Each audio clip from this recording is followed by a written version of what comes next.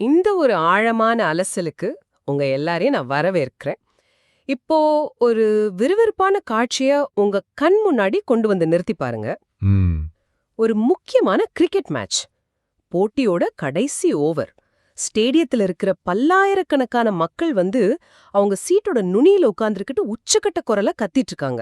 பந்து வீச்சாளர் தன்னோட முழு பலத்தையும் திரட்டி ரொம்ப வேகமா ஓடி வந்து பந்து வீச போறாரு. பேட்ஸ்மேன் அவருக்கு முன்னாடி கையில பேட்டோட நிக்கறாரு. இப்போ அவரோட இதயம் எவ்வளவு வேகமா துடிக்கும் அப்படிங்கறத கொஞ்சம் கற்பனை செஞ்சு பாருங்க. கண்டிப்பா. அது ஒரு பயங்கரமான பிரஷர் இருக்கிற சூழ்நிலை. ஆமா, ஒரு சின்ன தப்பு செஞ்சா கூட மொத்த போட்டியும் கைவிட்டு போயிடும். அந்த ஒரு செகண்ட்ல அந்த மைதானத்துல ரெண்டு விதமான விஷயங்கள் நடக்க வாய்ப்பு இருக்கு. ஒரு சாதாரண மனிதன் அந்த இடத்துல நின்னா, நான் இப்போ பந்த தவற விட்டா என்ன ஆகும், இத்தனை 1000 பேரும் என்ன கேலி செய்வாங்களே அப்படின்னு பயப்படுவான். ஆனா ஒரு சாம்பியன் பிளேயர், இதுதான் என் நேரம், இந்த அழுத்தத்தையும் நான் ஜெயிக்க போறேன் அப்படின்னு நினைப்பாரு. சரியா சொன்னீங்க. அந்த 2 பேருக்கும் இடையில இருக்கிற உடல் திறன்ல, பிசிக்கல் ஸ்ட்ரென்த்ல பெரிய வித்தியாசம் ஒன்றும் இருக்காது. ஆனா அந்த நெருக்கடியான நேரத்துல அவங்க எப்படி சிந்திக்கிறாங்க, அந்த மைண்ட் செட், அதுதான் எல்லாவற்றையும் தீர்மானிக்குது. அதுதான் வந்து ஒரு சாதாரண மனிதனையும் ஒரு சாம்பியனையும் பிரிக்கிற ஒரு மெல்லிய கோடு. எக்ஸாக்ட்லி. இப்போ நீங்க உங்க வாழ்க்கையில சவால்களை சந்திக்கும் போது எப்படிப்பட்ட மனநிலையில இருக்கீங்க? அந்த சாதாரண மனிதனை போல பயப்படுறீங்களா, இல்ல சவாலை நேருக்கு நேர் சந்திக்கிறீங்களா?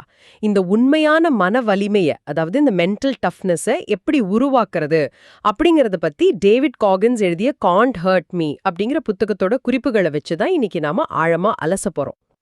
இது ரொம்ப முக்கியமான ஒரு டாபிக். ஆமா. சரி, இது நாம கொஞ்சம் வெளிவாவே பார்ப்போம். டேவிட் காகின்ஸ் அப்படிங்கிற பேரு இன்னைக்கு இன்டர்நெட்ல ரொம்பவே பிரபலம். ஆனா அவர் கடந்து வந்த பாதை வந்து ரொம்ப சிக்கலானது இல்லையா? ஆமா, ரொம்பவே இருண்ட ஒரு பாதைன்னு தான் சொல்லணும்.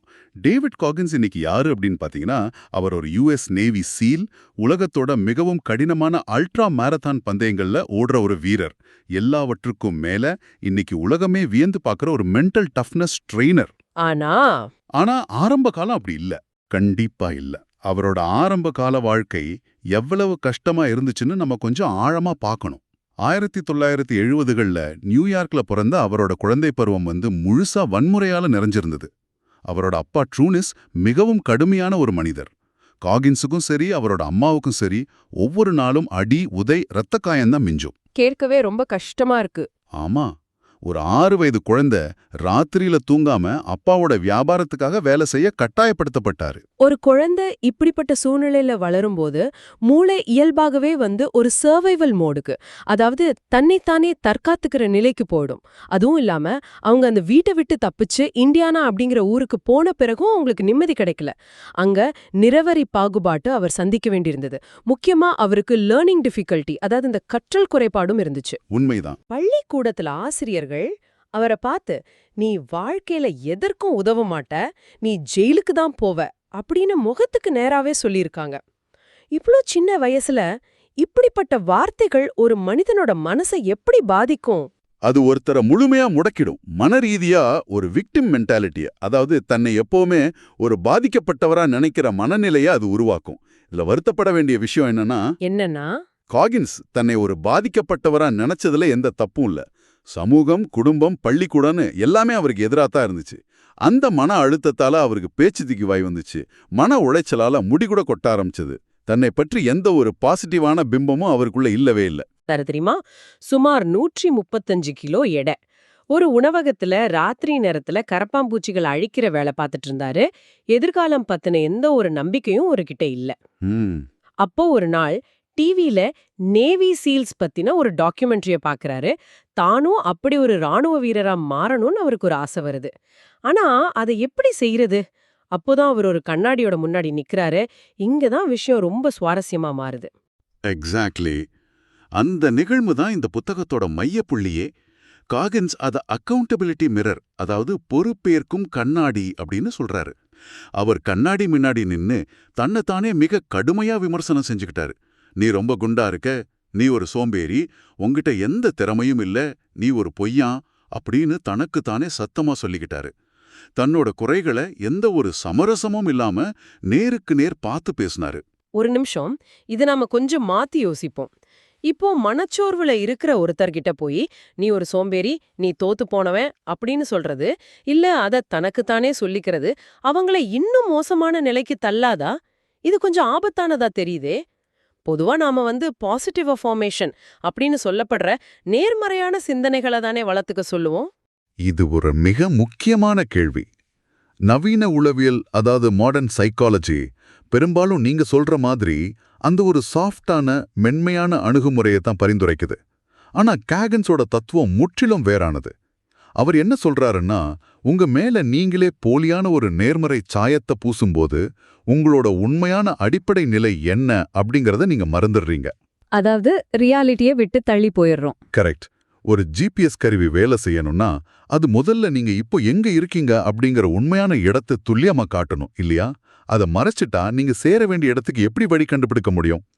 காகன்ஸை பொறுத்த வரைக்கும் அந்த உண்மை ரொம்ப கசப்பானதா இருந்தாலும் அதை ஏத்துக்கிறது தான் முதல் படி. அப்போ அவர் தன்னை திட்டிக்கிட்டதோட மட்டும் நிறுத்தல, அந்த உண்மையை ஏத்துக்கிட்டு அதுல இருந்து எப்படி முன்னேறுவது அப்படின்னு பிளான் பண்ணினாரு. அப்படித்தானே? இவ்வளவு தூரம் ஓடு அப்படின்னு எழுதி வைப்பாரு. அந்த சின்ன இலக்குகளை முடிச்ச உடனே அந்த தாளை கண்ணாடியில இருந்து எடுத்துடுவாரு. இது ஒரே ராத்திரியில நடந்த மாற்றம் இல்ல. ஒவ்வொரு நாளும் ஒவ்வொரு மணி நேரமும் தன்கிட்ட உண்மையா நடந்துகிட்ட ஒரு நீண்ட பயணம் அது. அந்த பொறுப்புணர்வு தான் 3 மாசத்துல அவரை 48 கிலோ எடைய குறைக்க வச்சு நேவி சீல் பயிற்சியில சேர வச்சது.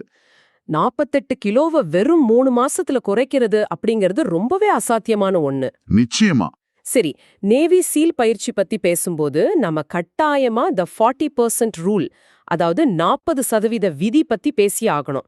இந்த புத்தகத்திலே என்ன ரொம்ப சிந்திக்க வச்ச பகுதியும் இதுதான். ஆமா, பலருக்கும் அதுதான் ரொம்ப பிடிச்ச பகுதி. நம்ம ரொம்ப களைப்பா இருக்கோம், இனிமே ஒரு அடி கூட எடுத்து வைக்க முடியாதுன்னு நினைக்கிற நேரத்துல நாம உண்மையில நம்ம முழு சக்தியில 40% மட்டும்தான் பயன்படுத்திருக்கோம்னு அவர் சொல்றாரு. இது எப்படி சாத்தியம்? ஏன் நம்ம உடம்பு அப்படி ஒரு பொய்யான சோர்வை நமக்கு உணர்த்துது? இத புரிஞ்சுக்க நாம முதல்ல நம்ம மூளையோட வடிவமைப்பை பத்தி தெரிஞ்சுக்கணும். பரிணாம வளர்ச்சியில நம்ம மூளையோட முக்கிய வேலையே நம்மள உசுரோட பாதுகாக்கிறது தான். எந்த ஒரு வாகனத்திலையும் இன்ஜின் சூடாகாம இருக்க எப்படி ஒரு கவர்னர் அப்படிங்கிற கருவி வேகத்தை கட்டுப்படுத்துதோ அதே போலதான் நம்ம மூளையும் செயல்படுது. ஓ, அதாவது ஒரு பாதுகாப்பு அரண் மாதிரி. எக்ஸாக்ட்லி. இப்போ நீங்க ஓடத் தொடங்குறீங்க, உங்க இதய துடிப்பு அதிகமாகுது, தசைகள்ல லேசான வலி ஏற்படுது. உடனே மூளை பயந்துடுது. போதும் நிறுத்து, உனக்கு காயம் பட்டுடும், உன்னால முடியாது அப்படின்னு சோர்வையும் வலியையும் ஒரு மாயையா உருவாக்குது. ஆனா இது கேக்குறதுக்கு ஒரு நல்ல மோட்டிவேஷனல் தத்துவம் மாதிரி இருக்கே.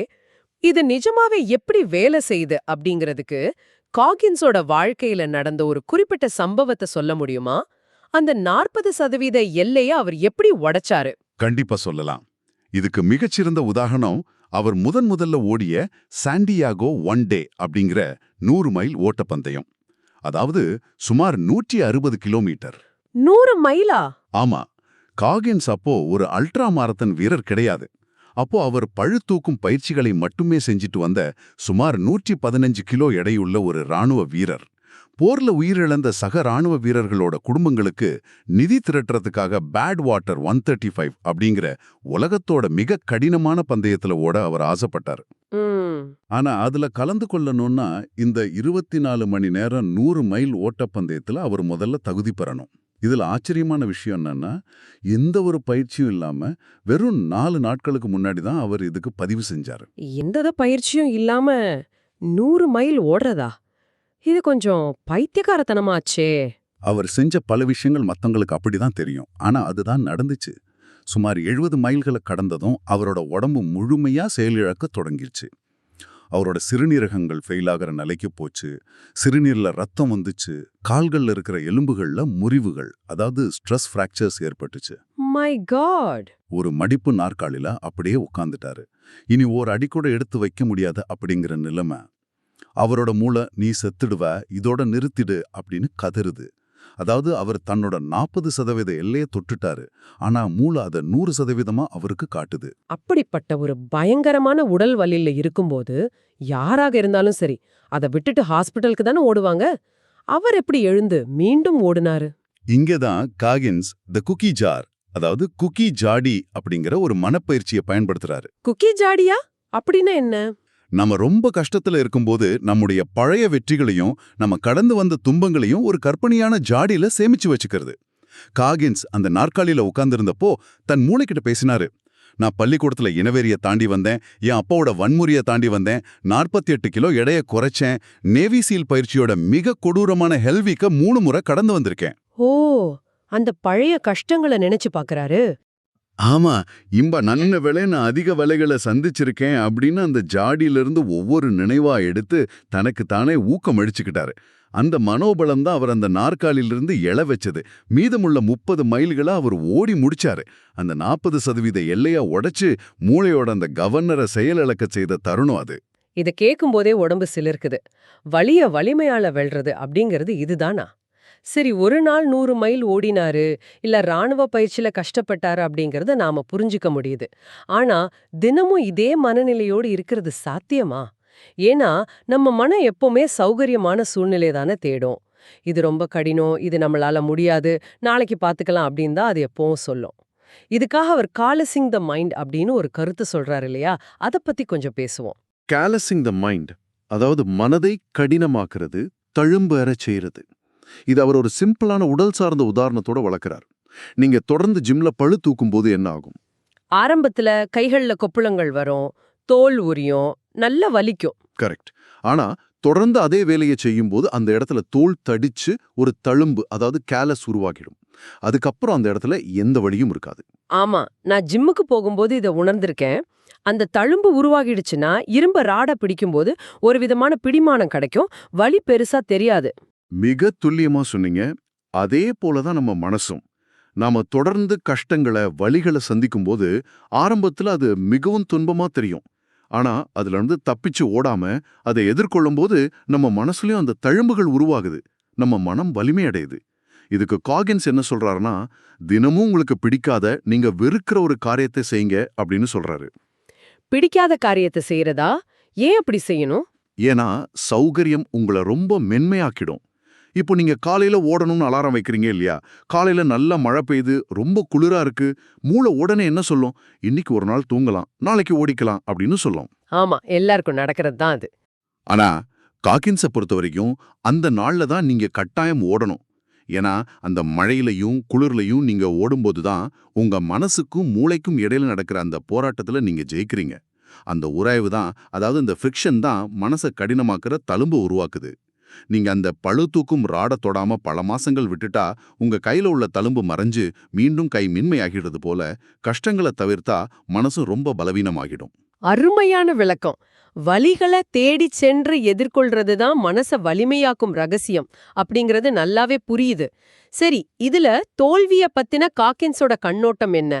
ஏன்னா இவ்ளோ கடினமான முயற்சிகளை எடுக்கும்போது தோல்வி வர்றது ரொம்ப சகஜம். நம்மள பலருக்கும் தோல்வி அப்படின்னாதே ஒரு விதமான பயம் வந்துடுது, திரும்ப முயற்சிக்கவே தயங்குறோம். தோல்வி அப்படிங்கிறது பலருக்கும் ஒரு எமோஷனலான விஷயம். நாம தோத்துட்டா அதை நம்முடைய சுயமரியாதையோட முடிச்சு போட்டுக்கிறோம்.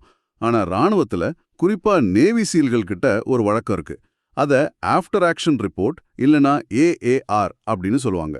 ஒரு போர் நடக்குது இல்லனா ஒரு ஆபரேஷன் நடக்குதுன்னா அது முடிஞ்ச பிறகு அதுல என்ன நடந்துச்சு, என்னென்ன தப்புகள் நடந்துச்சு, எதை சிறப்பா செஞ்சிருக்கலாம் அப்படின்னு உணர்ச்சிகளுக்கு இடமளிக்காம வெறும் டேட்டாவை, தரவுகளை வச்சு மட்டுமே அலசுவாங்க. காகின்ஸ் இதையே தன்னோட வாழ்க்கையிலும் பின்பற்ற சொல்றாரு. அதாவது தோல்விய கண்டு அழுதுகிட்டு இருக்காம அத ஒரு ஆய்வறிக்கையா பார்க்கணும்னு சொல்றீங்க. நீங்க ஒரு எக்ஸாம்ல தோத்துட்டீங்க இல்லனா ஒரு பிசினஸ்ல நஷ்டம் அடைஞ்சிட்டீங்க அப்படின்னா, ஐயோ என் வாழ்க்கை முடிஞ்சிடுச்சு அப்படின்னு நினைக்கக்கூடாது. உணர்ச்சிகளை ஓரமா வச்சுட்டு ஒரு பேப்பரும் பேனாவும் எடுத்து உட்காருங்க. ஏன் தோத்தோம், எவ்வளோ நேரம் இதுக்காக உழைச்சோம், எங்க கவனம் சிதறிச்சு அப்படின்னு கேள்விகள் கேட்டு பதில்களை எழுதுங்க. தோல்வி அப்படிங்கிறது ஒரு முடிவில்ல, அது நீங்க அடுத்து என்ன செய்யணும் அப்படிங்கிறத காட்டுற ஒரு வழிகாட்டி மட்டுமே. இதை நீங்க சொல்லும்போது நாம முதல்ல பேசின அந்த கிரிக்கெட் மைதானத்தோட கதை தான் திரும்பவும் என்ன நினைவுக்கு வருது. அந்த ஸ்டேடியத்தோட கூச்சல், பல்லாயிரக்கணக்கான ரசிகர்களோட எதிர்பார்த்து, எதிரே வர்ற அந்த அதிவேகமான பந்து, அந்த இடத்துல ஒரு சாம்பியன் பிளேயர் எப்படி சிந்திப்பார் அப்படின்னு நம்ம பேசணும் இல்லையா? இப்போ அது இன்னும் தெளிவா புரியுது. அந்த சாம்பியன் தன்னோட மனச காலஸ்ட் மைண்டா மாத்திருப்பாரு. அவர் தன்னோட 40% எல்லைய ஏற்கனவே பலமுறை உடைச்சிருப்பாரு. தோல்விகளை ஒரு ஆஃப்டர் ஆக்ஷன் ரிப்போர்ட்டா பார்த்து தன்னை செதுக்கியிருப்பாரு. அதனாலதான் அந்த அழுத்தம் அவருக்கு பயத்தை தருதில்ல. சரியா சொன்னீங்க. அழுத்தம் அப்படிங்கிறது அந்த சாம்பியனை பொறுத்த வரைக்கும் இன்னொரு வகையான உராய்வு, அதாவது ஃப்ரிக்ஷன் மட்டுமே. அது அவரை இன்னும் வலிமையாக்குமே தவிர கண்டிப்பா உடைக்காது. வெற்றி அப்படிங்கிறது சௌக்கியமான அறைகள்ல கிடைக்காது. எங்க தாங்க முடியாத அழுத்தம் இருக்கோ, எங்க மலையளவு சவால்கள் இருக்கோ, அங்கதான் வெற்றி இருக்கு. ரொம்பவே ஆழமான சிந்திக்க தூண்டுற ஒரு விவாதமா இது அமைஞ்சுது. இந்த ஆழமான அலசலோட முக்கிய பகுதிகளை நான் சுருக்கமா தொகுத்து வழங்க விரும்புறேன்.